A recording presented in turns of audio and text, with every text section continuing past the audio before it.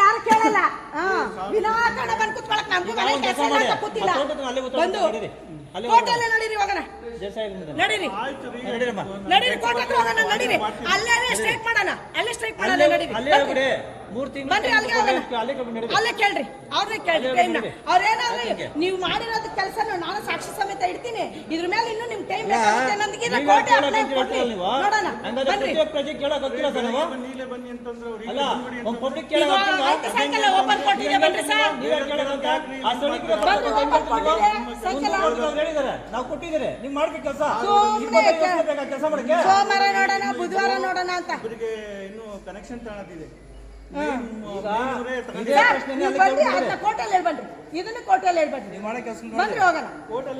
ಕೋರ್ಟಿನ ಲೆಟರ್ ಬರ್ಲಿ, ನಾನು ಬರ್ತೀನಿ ಹೋಗ್ರಿ.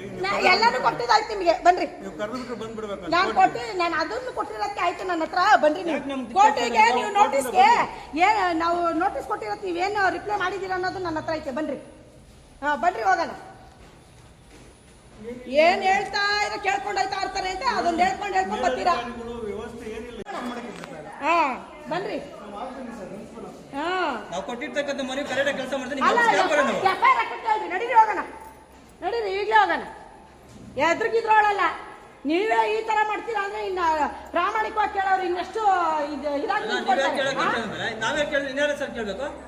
ಪಬ್ಲಿಕ್ ಕೇಳಬಾರ್ದು, ಪ್ರಾಣಿ ಪಕ್ಷಿಗಳ ಅಲ್ಲೇ ವಾಸ ಮಾಡ್ತೈತೆ, ಮನುಷ್ಯರು ವಾಸ ಮಾಡ್ತಾ ಇರೋದು. ಹೋಗ್ತೀರಾ ಫೋನಲ್ಲಿ ಕೇಳ್ತೀರಾ, ಅಲ್ಲಿ ಯಾವನಾದ್ರೂ ಹೂ ಅಂತ ದೇವ್ರಿಗೆ ತೀರ್ಥ ಬರಬೇಕು, ಶಂಕದಿಂದ ಬಂದ್ರೆ ತೀರ್ಥ. ಅಲ್ಲಿ ಯಾರು ಹೇಳಿದ್ರೆ ಇಲ್ಲಿ ಮೂವ್ ಆಗೋದು. ಈ ಕೆಲಸ ಎಲ್ಲ ಮಾಡಬೇಡಿ.